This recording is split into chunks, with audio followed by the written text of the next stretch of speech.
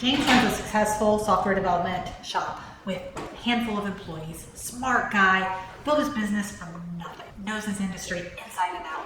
When I first met him, he was so proud to tell me how he handled all of his HR needs all by himself. I just Google whatever I need to know, he said confidently. Why pay for HR when the information is free online? So 6 months later, James calls me in a panic. One of his developers had requested paternity leave.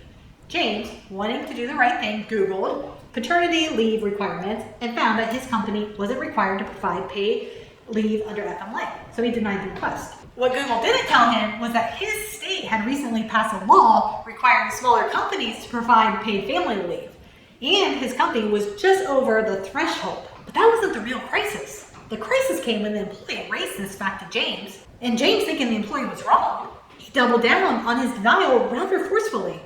That employee quit, filed a claim with the state labor department, and hired an attorney. Suddenly, James was facing not just a regulatory violation, but a potential retaliation claim. All because he trusted his Google HR department over professional advice. That settlement, $87,000, plus required policy change. This is what happens when small business owners mistake information for expertise.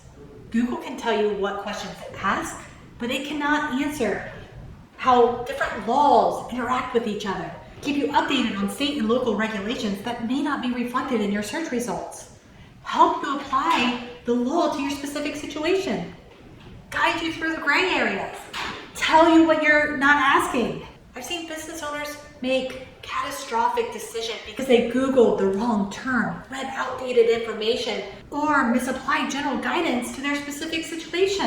One restaurant owner told me he Googled final paycheck laws after terminating an employee. What he missed was his state had different requirements for terminated employees versus those who quit voluntarily. That mistake, $3,200 in penalties. I understand why businesses rely on Google. HR feels like something you should be able to figure out yourself. But there's a difference between information and expertise. And that difference often costs tens of thousands of dollars. James now keeps me on a small monthly retainer. It's the cheapest insurance policy I have, he tells other business owners. I still Google things, but I just run them by the professionals before acting on them. That simple change has protected everything he has worked so hard to build.